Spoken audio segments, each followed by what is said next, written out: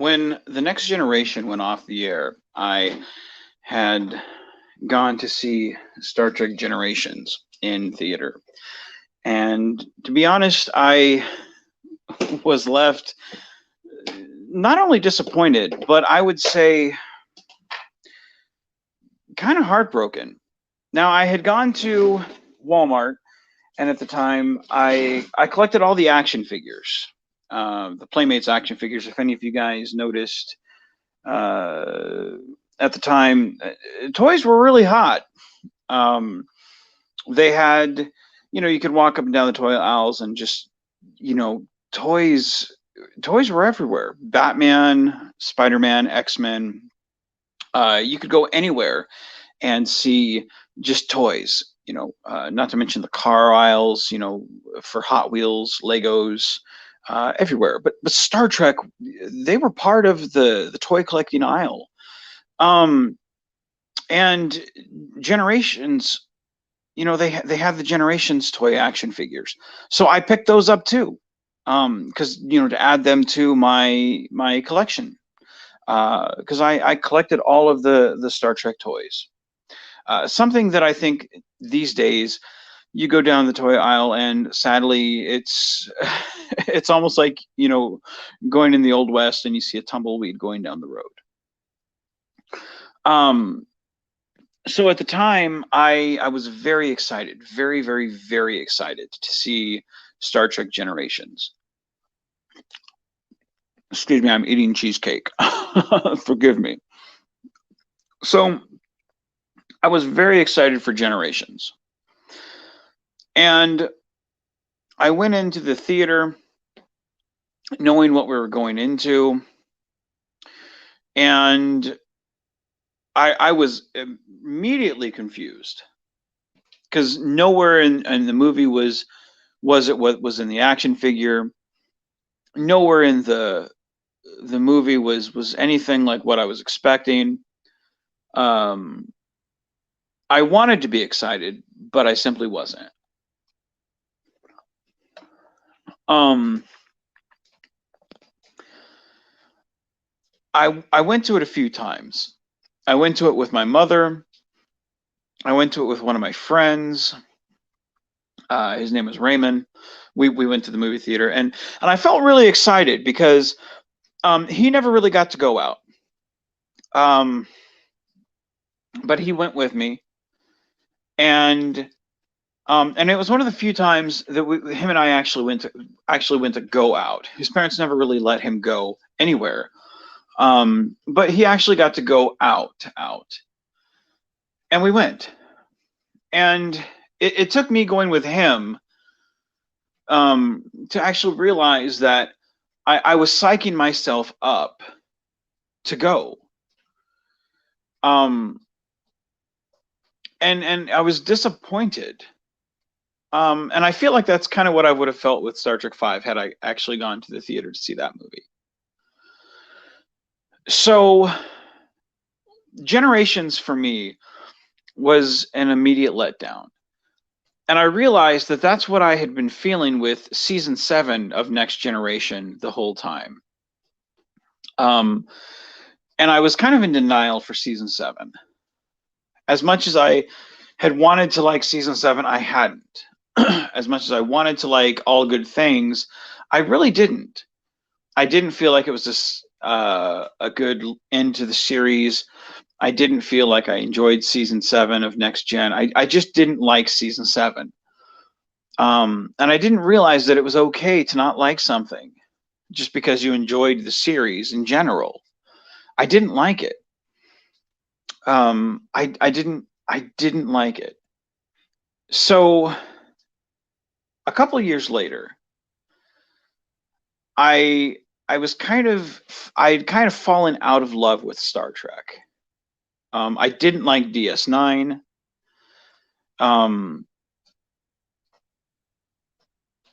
I had kind of watched DS9 a little bit with season 2, um, but I hadn't quite gotten into it just yet. Um, so it was kind of I I hadn't quite picked up back, quite picked that back up yet. But after Generations, I had kind of picked it back up.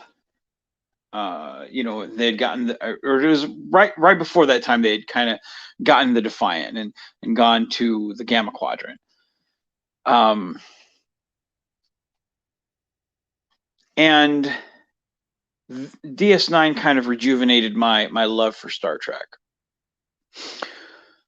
So it was kind of that, it was kind of hanging on by a thread. But up to that point, like I said, it was kind of disappointing. Season 1 of DS9 I hated.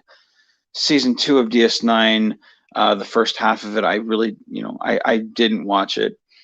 The latter part of that, the only thing I really liked was the fact that they had destroyed a Galaxy-class starship at the end of season 2. The mid part of it, it kind of piqued my interest with them going to the mirror universe. Bashir and O'Brien kind of piqued my interest, but I was disappointed. I really didn't enjoy it. So like I said, I had kind of fallen out of love with Star Trek. I gave DS9 a chance with season 3. And that was the thing that piqued my interest. Because like I said, Generations really kind of killed it for me. Going forward a couple of years, and all of a sudden, the commercial on TV came for Star Trek First Contact. And the Borg came. And you see the Enterprise E firing torpedoes at the Borg cube and going down the hallway of what you could only assume was a Borg cube. Hey, Robert Pearson, how are we doing, man? And you hear, resistance is futile. Even though it kind of bugged me that they were saying futile instead of futile. But, to me, it was such an awesome commercial. I was hooked. I was like, oh man, this is cool. Because up to this point, like you were getting kind of into the Dominion arc and kind of wondering where that was going, and then here all of a sudden, oh my God, the Borg are back. Holy shit, the Borg are back. Oh my God, where's this gonna go? And then seeing, I couldn't believe it. Like I would always, whenever my mom would say, hey, we're gonna go to the grocery store, can you want to come with? Fuck yeah, we're gonna go. Let's go. Because I couldn't wait to go to the magazine to see if a new science fiction magazine was coming out, so I could go through it. I would go through every fucking page looking for, is there any hint of Star Trek in here? And I would look for any article of is Star Trek First Contact in here? Is this like what is this? Is it? Let me see. And I remember one of the articles had misrepresented the new uniforms, because they had a picture of Crusher, Picard, and Data on the planet. I think it was a picture with them with Lily, or a picture of them with Zefram Cochrane on the ground. But it was on the planet, and saying that those were the new uniforms. And I was like, those are the uniforms? What? We're getting new uniforms, and those are what? Those don't look like uniforms. Those are fucking ugly. those don't look like uniforms. And of course those weren't, because those were the civilian clothes that they went back to the 22nd century. So of course the magazine was wrong. Like modern internet these days. But needless to say, I was still fucking ecstatic, because I'm like, with the fucking Borg. Oh my God. So that Thanksgiving, my friend Dan and I, we went to Thanksgiving down to this church, and then a commercial came on for Star Trek First Contact, and I was like, oh my God, the Borg. and I remember I got into a philosophical conversation with him, and I was like, "What would you do if your humanity was taken away?" And of course, he had no idea I was talking about the Borg because he didn't get into Star Trek. But we actually got into a conversation about that, and it was just such a great, to me, it was such a great time for Star Trek and the potential for storytelling. And I went to the theater, and I just loved it. Um, and I saw it several times in theater, and I loved every minute of it. And when it came out on VHS, I remember seeing the little holographic. You tilt the case, and it has Picard, and then you tilt it a little bit, and it has Locutus, and it has Data, and you tilt it, and it has Data half human face, and it was a cool cover, kind of generic by today's standards, but whatever. But I think that movie was probably the best. You go forward a couple of years, and then you get to Insurrection, which to me was kind of a generic by the book type film, and kind of forgettable. Data on this planet surveying these people. And you kind of wonder, well, why is Data there if these people aren't supposed to know much about technology, and isn't that kind of foolish to have the second officer of the Enterprise here for no reason? Like, why is Data of all people there? Like, that doesn't really make that much sense. I mean, he's kind of only there for plot contrivance. It's the movie kind of just fundamentally falls apart when you start thinking about it. Same thing with Nemesis. Like, really, these race of slaves have access to all this stuff, that just conveniently happened to be worked upon right underneath the Romulan's nose. Like, really? That's it's mighty convenient. It's just, both those stories just fundamentally fall apart. So to me, and I saw both of those in theaters too, and neither one of those gave me the goosebumps that Star Trek First Contact did. And that's not saying that First Contact wasn't without its flaws, because it was.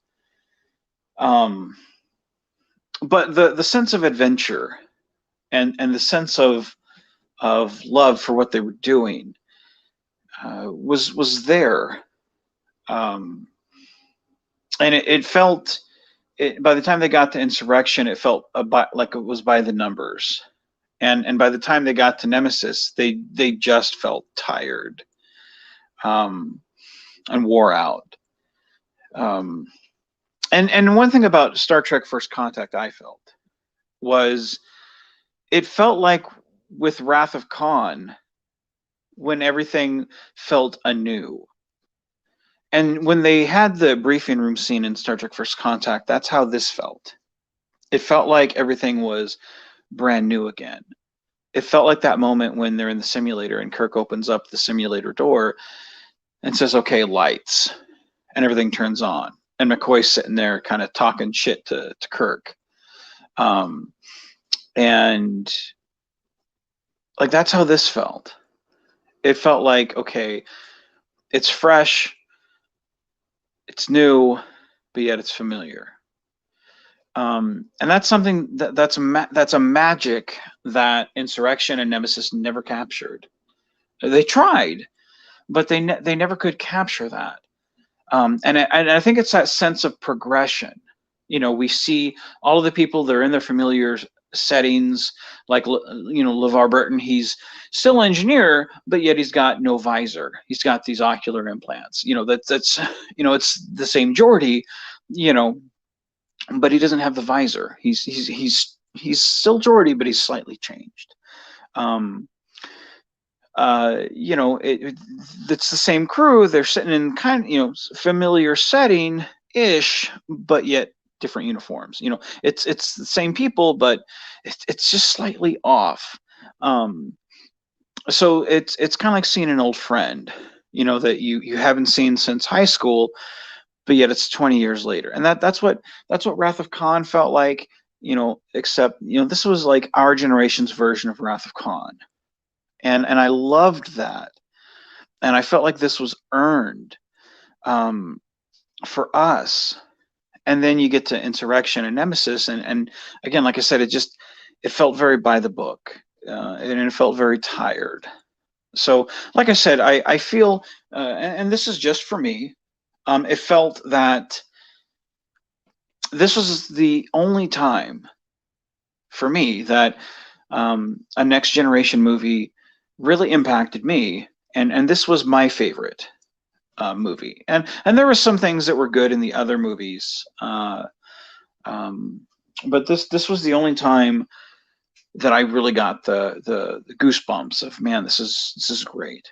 And this was my favorite Star Trek: The Next Generation movie. So yeah. So let me know what you think. Comment below. Let me know. Yeah. So, all right, guys. With that in mind, be genuine, be safe, and keep on geeking on, guys.